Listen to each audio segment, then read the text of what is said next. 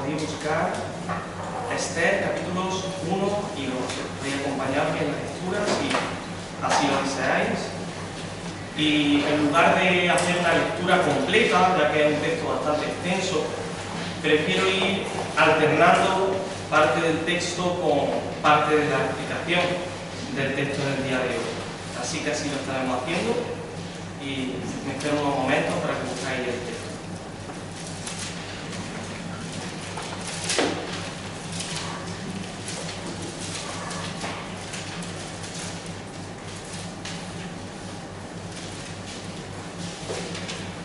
Esther, capítulo 1, versículo 1. Dice: aconteció en los días de Asuero, el rey Asuero, que reinó desde la India hasta Etiopía, sobre 127 provincias. También este rey era conocido como Jerjes, hijo de Darío, que en aquellos días, estando el rey Asuero reinando desde su trono real en la fortaleza de Susa, en el año tercero de su reinado ofreció un banquete para todos sus príncipes y servidores, estando en su presencia los oficiales del ejército de Persia y Media, los nobles y los príncipes de sus provincias, y él le mostró las riquezas de la gloria de su reino y el magnífico esplendor de su majestad durante muchos días, 180 días.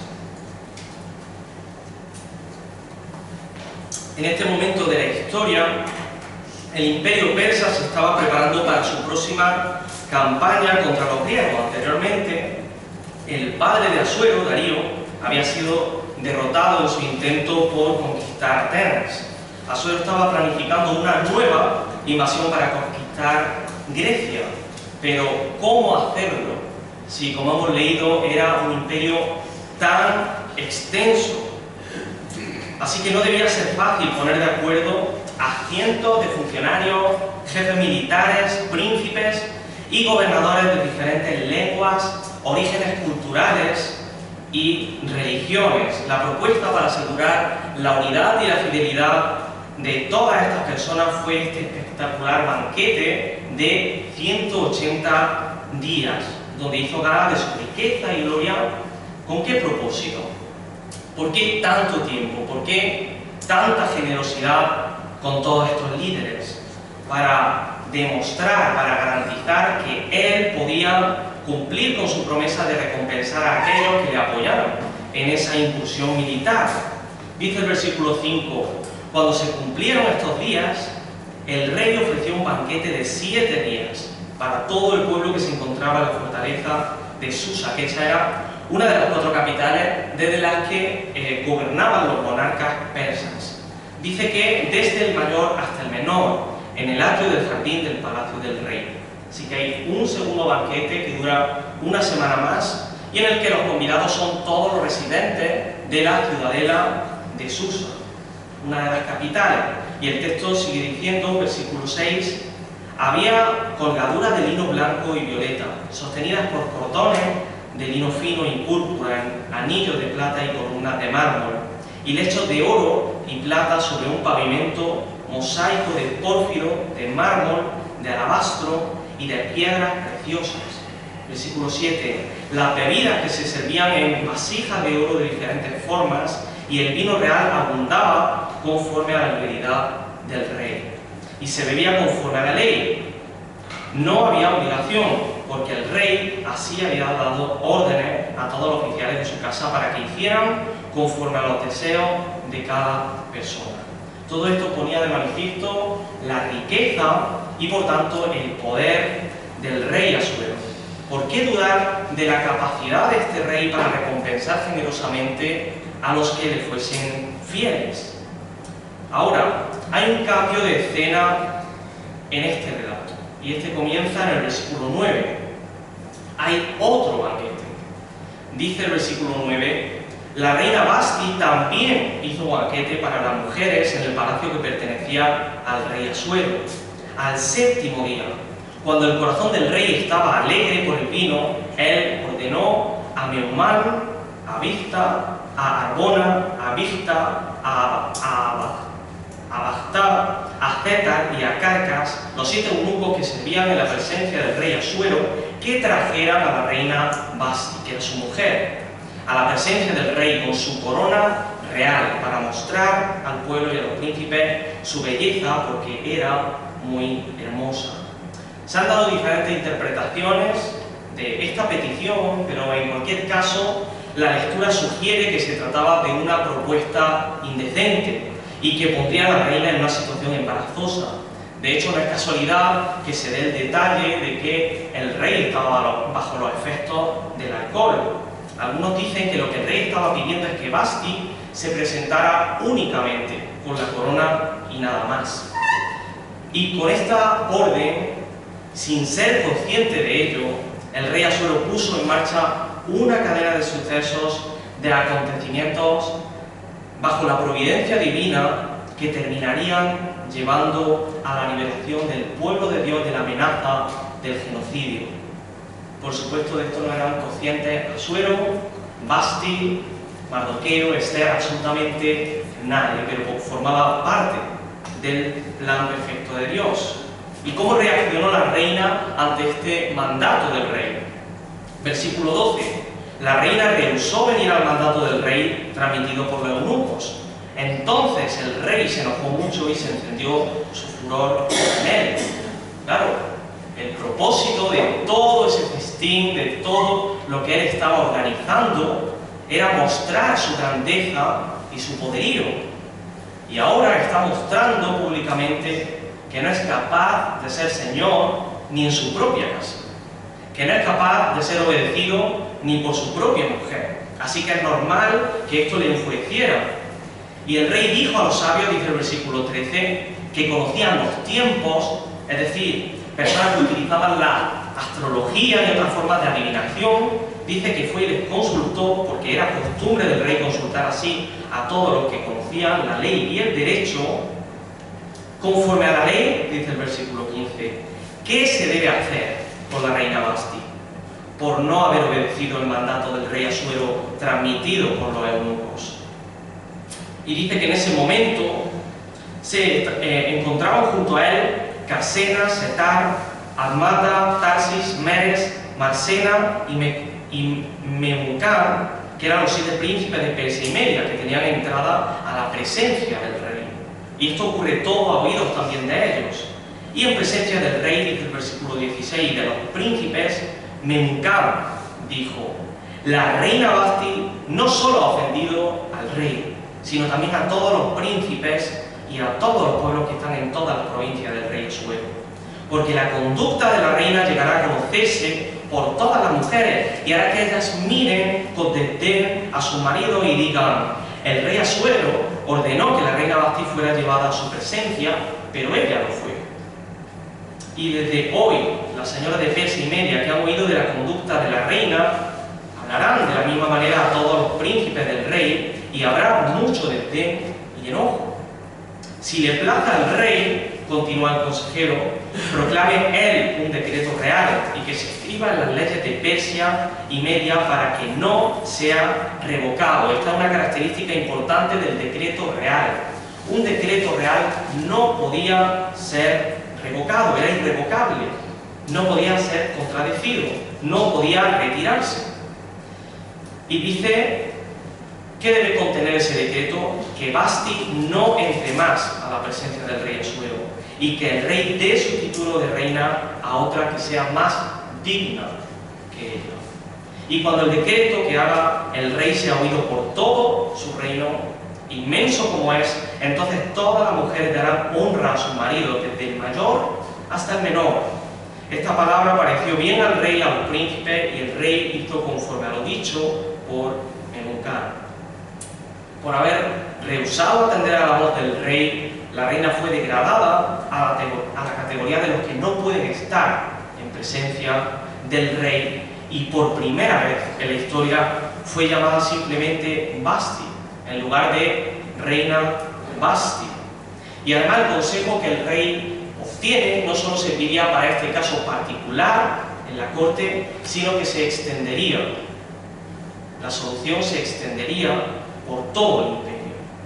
Así se actuaría en todo el imperio, y de esta manera se vindicó la autoridad de todos los maridos sobre sus mujeres allá donde abarcase, ¿no?, el imperio persa. Ahora yo me pregunto, ¿por qué en el comienzo de este relato, por qué incluir este conflicto entre hombres y mujeres al inicio de una historia que trata sobre la salvación del pueblo de Dios del exterminio? ¿Por qué encontramos esto aquí? Bueno, en aquellos días el poder absoluto recaía sobre el rey y los pocos hombres que lo acompañaban en la corte. Así que el poder estaba en ese momento en manos de hombres, y tan solo de unos pocos poderosos.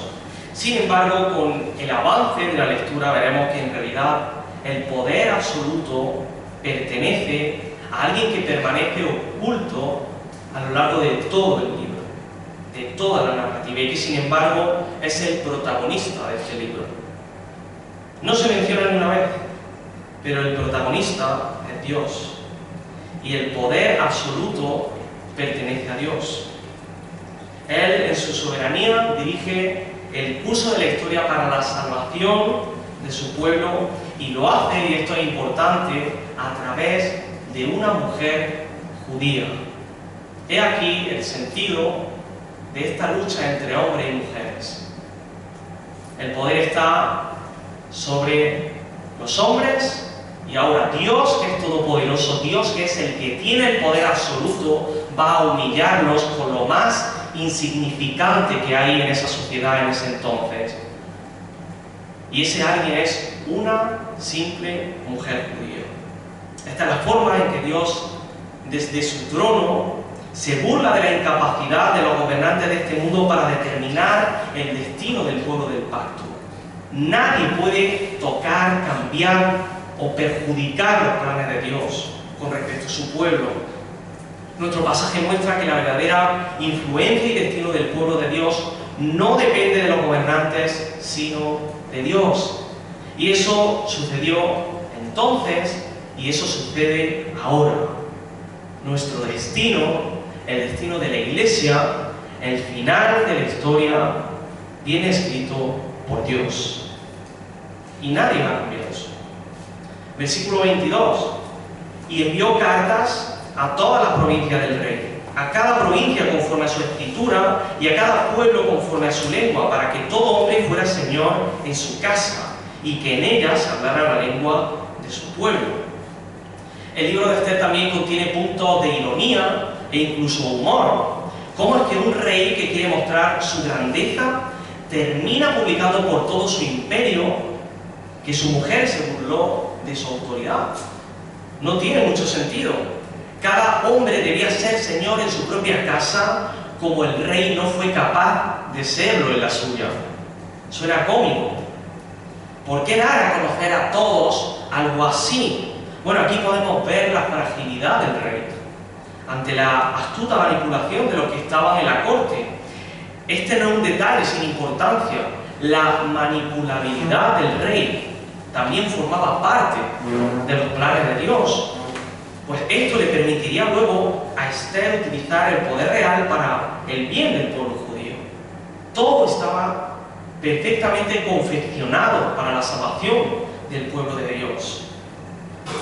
Y ante esta lectura surge una pregunta. ¿Quién tiene entonces el control?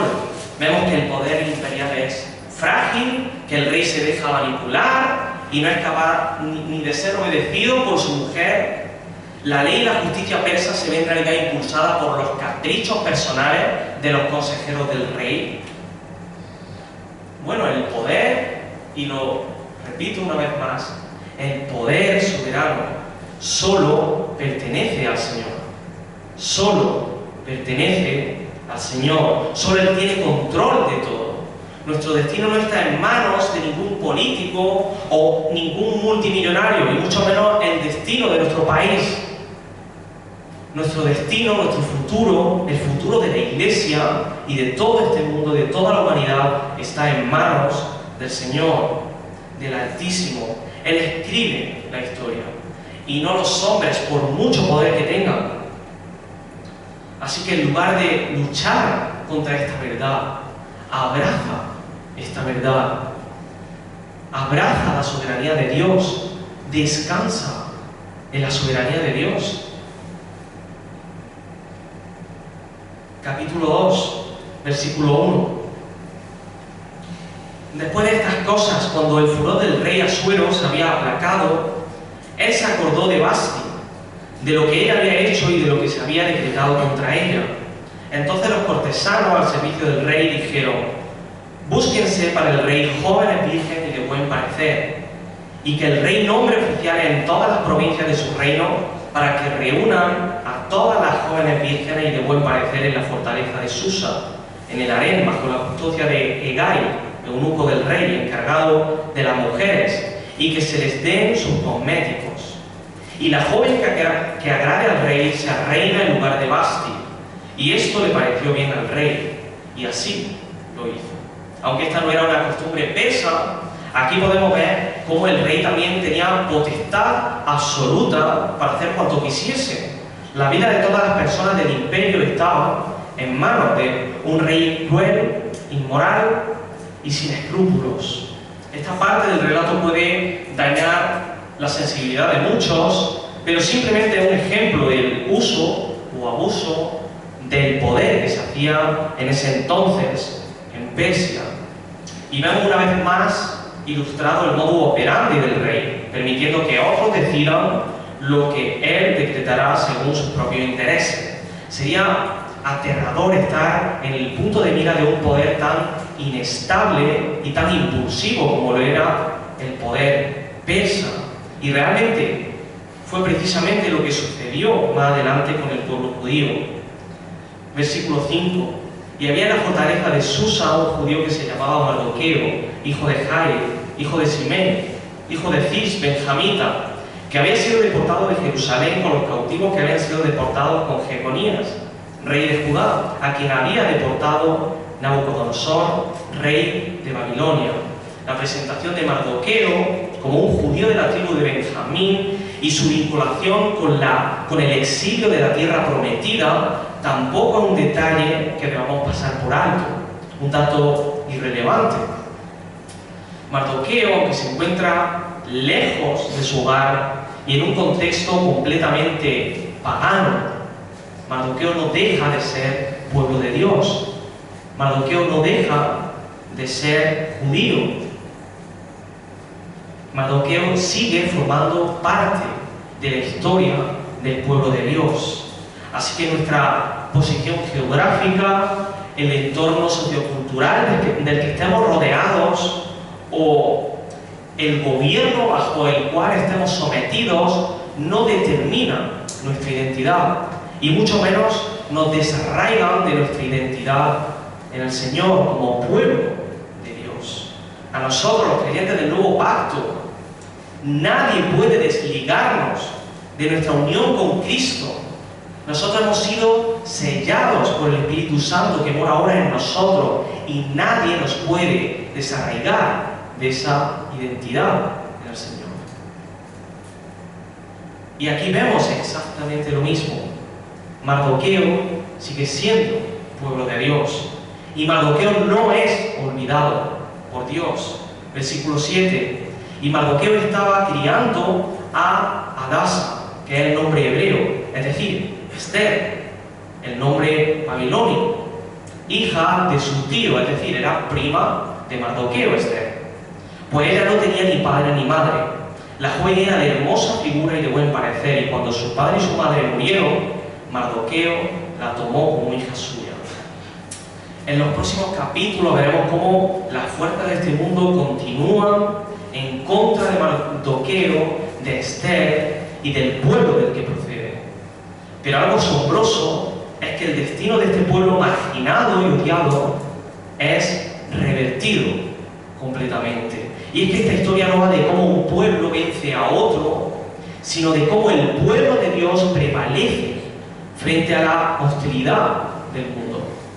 Contra todo pronóstico y de manera misteriosa, cada evento de la historia de la humanidad, por más insignificante que pueda parecer, trabaja para cumplir las promesas del pacto que el Señor hizo con su pueblo en el Sinaí. Dios es fiel a su pueblo y lo protege y preserva con un amor especial. Y este es exactamente el mismo amor del que hoy nosotros somos objeto. Ahora nosotros somos pueblo escogido de Dios y Dios nos preserva, nos guarda y nos cuida con cuidado, con atención como un padre, porque somos pueblo suyo. Versículo 8, y sucedió que cuando el mandato y el decreto del rey fueron oídos, muchas jóvenes fueron reunidas a la fortaleza de Susa bajo la custodia de Hegai. Y Esther también fue llevada al palacio del rey bajo la custodia de Hegai, encargado de las mujeres. La joven le agradó y halló favor delante de él, por lo que se apresuró en proveerle cosméticos y alimentos. Le dio 7 doncellas escogidas del palacio del rey y la trasladó con sus doncellas al mejor lugar del harén. Esther no dio a conocer ni su pueblo ni su parentela, porque Mardoqueo le había mandado que no los diera a conocer. Y todos los días Mardoqueo se paseaba delante del patio del harén para enterarse de cómo estaba Esther y qué le sucedía. Cuando le tocaba a cada joven venir al rey Asuero, al cumplirse sus 12 meses, según la ordenanza para las mujeres, pues los días de su embellecimiento se cumplían así: 6 meses con óleo de mirra y 6 meses con especias y cosméticos para las mujeres. Vemos aquí que Asuero no escatimó en gastos para preparar a todas aquellas doncellas. Entonces la joven venía al rey de esta manera: cualquier cosa que ella deseaba se le concedía para que la llevara consigo del harén al palacio del rey. Versículo 14. Ella entraba por la tarde y a la mañana siguiente volvía al segundo harén, bajo la custodia de Sasgaz, el eunuco del rey, encargado de las concubinas. Ella no iba otra vez al rey, a menos que el rey se complaciera en ella y fuera llamada por nombre. Después de pasar una noche en la cama del rey, la mujer era devuelta al harén de concubinas, donde pasaría el resto de su vida en una lujosa pero desoladora reclusión. No podía abandonar el harén para casarse o volver con su familia, y la mujer ni siquiera volvería a ver más al rey, a menos que fuese llamada por nombre. Los hijos concebidos por el rey en esta unión eran criados para servir a su padre en altos cargos, pero tampoco eran herederos legítimos al trono. Y aquí es donde vemos que, frente a toda esta competencia, Esther halla gracia delante de los ojos del rey. Cuando Esther, hija de Abihail, tío de Mardoqueo, que había tomado como hija, le tocó venir al rey, ella no pidió cosa alguna, sino lo que le aconsejó Hegai, el eunuco del rey, encargado de la mujer. Aquí la actitud sabia y paciente de Esther contrasta fuertemente con la actitud impulsiva y orgullosa de Vasti, y dice que Esther hallaba favor ante los ojos de cuantos la veían. Versículo 16. Esther fue llevada al rey Asuero a su palacio real el mes 10, que es el mes Tebet, en el año 7 de su reinado. Esto fue 4 años después de la destitución de Vasti. Habían pasado 4 años. Y el rey amó a Esther más que a todas las mujeres, y ella halló gracia y bondad con él más que todas las demás vírgenes. Y él puso la corona real sobre su cabeza y la hizo reina en lugar de Vasti. Entonces el rey hizo un gran banquete para todos sus príncipes y siervos, el banquete de Esther. También concedió un día de descanso para las provincias y dio presentes conforme a la liberalidad del rey. Vemos el contraste entre Esther y el resto de mujeres. Tanto Vasti como aquellas jóvenes vírgenes fueron utilizadas y posteriormente desterradas de la presencia del rey. Sin embargo, Esther halló gracia delante de todos, del eunuco Hegai, encargado de las mujeres, de todos los que la veían, y en tercer lugar del rey Asuero, que la convirtió en su esposa. De esta manera ella nunca fue rechazada o apartada en ningún momento de la historia de la presencia del rey. Nuestro pasaje termina con un suceso aparentemente inconexo, desconectado de la historia. Versículo 19. Cuando las vírgenes fueron reunidas por segunda vez, Mardoqueo estaba sentado a la puerta del rey. Esther todavía no había dado a conocer ni su parentela ni su pueblo tal como Mardoqueo le había mandado, porque Esther hizo lo que le había dicho Mardoqueo, como cuando estaba bajo su tutela. En aquellos días, estando Mardoqueo sentado a la puerta del rey, Bigtán y Teres, dos eunucos del rey, guardianes del umbral, se enojaron y procuraban echar mano al rey Asuero. Pero el asunto llegó a conocimiento de Mardoqueo, y él se lo comunicó a la reina Esther, y Esther informó al rey en nombre de Mardoqueo. Y cuando fue investigado el asunto y hallado cierto, los dos eunucos fueron colgados en una horca. Y esto fue escrito en el libro de las crónicas en presencia del rey. Ahora, ¿qué tiene que ver esto con la salvación del pueblo de Dios? ¿Qué tiene que ver todo lo que hemos leído hasta ahora con este pequeño suceso? Bueno, si continuamos nuestra lectura, veremos que este fue un acontecimiento clave para el desenlace de la historia. El capítulo 3 no continúa esta pequeña historia, este pequeño evento, pero posteriormente vemos que hay una conexión y vemos que forma parte también del plan de Dios. Es cierto, la acción no recompensada de Mardoqueo fue una injusticia. Y para colmo, mientras esto ocurría, Amán, que era el enemigo del pueblo judío, ascendía al poder. Sin embargo, si Mardoqueo hubiera sido recompensado instantáneamente, como de hecho era costumbre, no habría habido oportunidad para que esa recompensa aplazada se convirtiera en un eslabón crucial en la liberación de los judíos de la amenaza de genocidio. Dios estaba orquestando todo para la salvación del pueblo, y esto era una pieza más, era una ficha más del dominó dentro de esta gran cadena de acontecimientos. Y ahora me pregunto, ¿fueron todos estos sucesos casuales? ¿Fue casualidad el altercado entre el rey Asuero y la reina Vasti? ¿Fue casualidad que Esther fuese seleccionada para participar en aquella competencia por ver quién conquistaba el corazón del rey? ¿Fue casualidad que Mardoqueo se encontrara sentado en la puerta del rey en el momento de la conspiración de los dos eunucos? ¿Fue casualidad que Mardoqueo escuchara la conversación sobre el asesinato que estaban planeando estas dos personas? ¿Fue casualidad que el acto heroico de Mardoqueo quedase registrado en los anales del rey y sin embargo no fuese recompensado? Demasiadas casualidades. Cualquier ateo diría, son cosas fortuitas, pero es evidente que esto no es casual. Si examinamos los hechos desde una perspectiva más amplia, todo está perfectamente confeccionado en los planes del Señor. Todo va encauzado para la salvación del pueblo de un decreto mortal. Y Esther y Mardoqueo en ese momento no podían ver lo que estaba por venir. Había muchas dudas. Ambos llegaron a esta situación a través de injusticia y maldad por parte de otros. Los planes de Esther fueron cambiados para siempre cuando los hombres del rey la arrancaron de su casa. Mardoqueo sufrió la humillación de verse privado de la recompensa que justamente merecía. Los malvados prosperan, el pueblo de Dios sufre, pero es que este no es el fin. Este no es el fin. Esther ahora es reina, y aunque desconoce el propósito final de su coronación, todo cambiará pronto.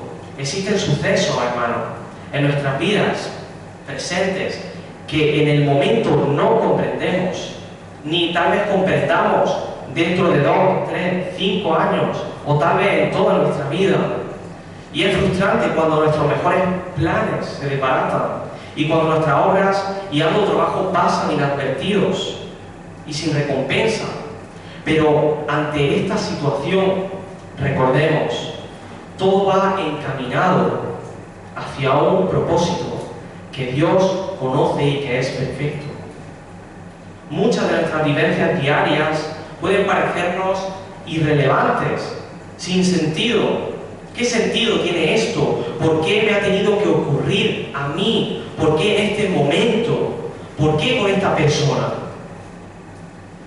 En Dios todo tiene una razón de ser. Pero los seres humanos, al igual que la historia del libro de Esther, necesitamos tiempo para ver cómo todas las cosas cobran sentido. Los creyentes sabemos que todos los eventos que otros llaman producto de la casualidad, en realidad han sido decretados por Dios y son parte de un plan sin defectos. Hermano, hermana, ante la confusión y la duda, descansa en saber que Él está al control de todo. Cuando pensamos en la historia de la redención, solemos imaginar y solemos traer a nuestra memoria esos grandes milagros que muestran el poder de Dios, pero no olvidemos que estos portentosos milagros vinieron acompañados de un sinfín de pequeños acontecimientos que también fueron determinantes en el curso de la historia y también fueron dirigidos por Dios, porque Dios no solo obra a través de hechos sobrenaturales y asombrosos, también obra a través de la normalidad. Dios sigue trabajando cada hora, cada día de nuestras vidas y a través de nosotros y a través de cada situación. Dios es el Rey, el dueño, el que gobierna la historia de la humanidad. Dios sigue moviendo la historia hacia adelante para cumplir todo lo que debe suceder antes del regreso de su Hijo, Jesucristo, el verdadero Rey de Reyes. Y hasta entonces, hermanos, descansemos en su soberanía sabiendo que Él tiene cuidado de nosotros, su pueblo escogido y amado. Amén. Vamos a orar.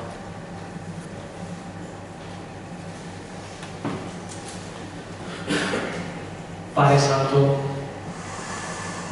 te damos las gracias, Señor, porque aún, Señor, en la narrativa del Antiguo Testamento vemos palabra fresca para nosotros, Señor, y hoy nos rendimos ante ti, Señor, y reconocemos que no siempre descansamos en tu soberanía.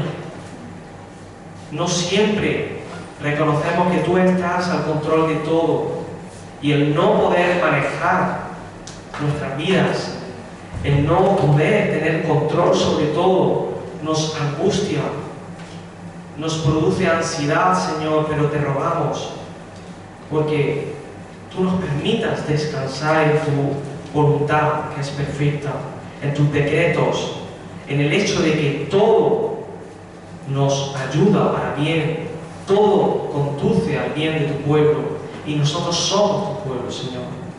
Tú te preocupas de nosotros y nos amas de una manera especial. Somos la niña de tus ojos, Señor.